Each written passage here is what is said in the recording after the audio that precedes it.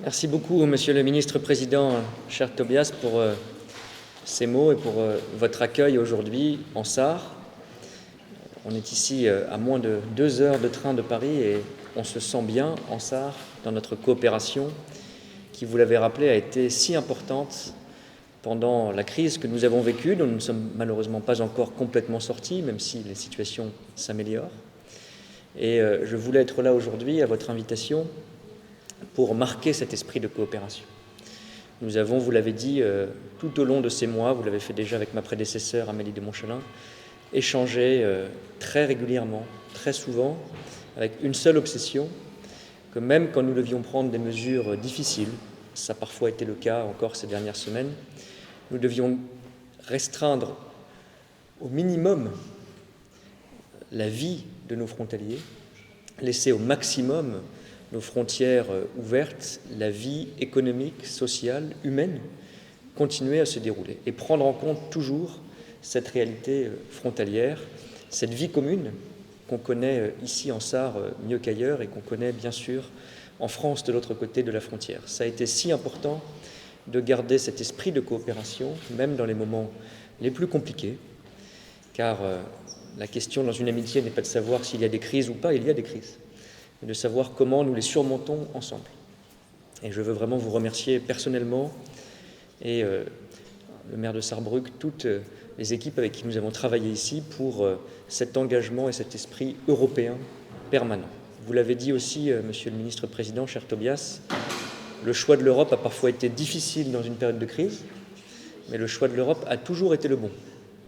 Nous l'avons vu dans cette coopération qui a été constante entre nous pour limiter les dégâts et limiter les difficultés. Nous l'avons vu encore, vous l'avez rappelé, dans la campagne de vaccination, où si nous n'avions pas fait ce choix de la coopération, et il était difficile, nous serions aujourd'hui dans une situation économique, politique, sanitaire, extrêmement dégradée entre nos pays et partout en Europe, parce que certaines régions, certains pays, tout simplement n'auraient pas accès au vaccin, et nous voyons les conséquences de ces différences ou de ces décalages aujourd'hui dans le monde. Et l'Europe a tenu son esprit de coopération. Avec la Sarre, nous y avons travaillé en permanence, parce que les mots comptent aussi, et donc jamais, quand la situation a été difficile, nous n'avons rompu avec cet esprit d'amitié et de solidarité. Et cet esprit de solidarité, il s'est manifesté aussi, je veux le redire, parce que c'était il y a quelques mois seulement, au tout début de la crise, quand la Sarre a accueilli des patients français. Et cette amitié, elle n'a pas été seulement un symbole, elle a sauvé des vies. Et je veux vous remercier, Monsieur le Ministre-Président, cher Tobias Hans, pour cette coopération exemplaire. Alors vous l'avez dit, cette coopération elle doit aussi nous projeter vers l'avenir.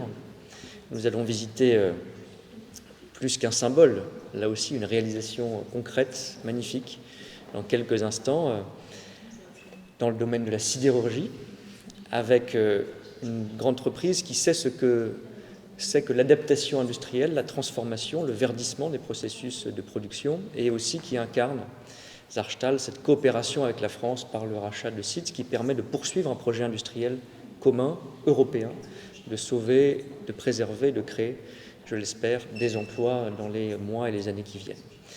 Alors, nous aurons encore d'autres projets à mener ensemble. Nous en avons évoqué quelques-uns autour de notre déjeuner de travail.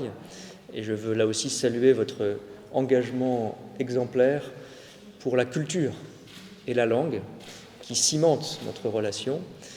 La stratégie France, la Frankreich Stratégie que vous poursuivez, est là aussi une réussite magnifique. Elle incarne cette coopération très concrètement et très humainement. Et puis nous aurons dans quelques mois, nous en avons parlé en France, la présidence du Conseil de l'Union européenne pour 6 mois, quelques mois seulement après que l'Allemagne a exercé cette responsabilité. Et nous aurons des coopérations industrielles, climatiques à mener. Et nous aurons aussi dans le domaine de la culture une occasion d'approfondir encore cette relation. Et nous en avons discuté. Je souhaite que nous puissions avoir au cours de ce premier semestre 2022 de beaux projets culturels à Sarrebruck, en Sarre, qui puissent approfondir encore le lien humain entre nos régions, nos pays. Et je serai ravi de revenir en Sarre à cette occasion.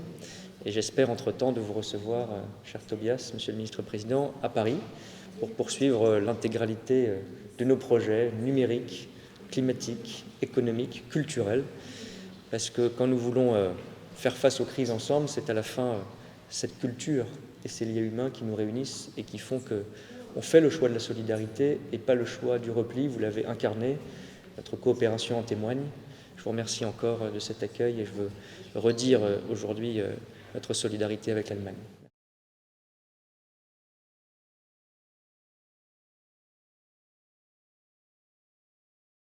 Je veux à nouveau remercier le Land de Sarre pour cet engagement et cette stratégie originale, ambitieuse, qui est menée depuis presque une décennie et qui porte déjà ses fruits, je crois, puisque 50% des écoles maternelles, la totalité des écoles primaires du Land sont aujourd'hui dans un enseignement complet en français.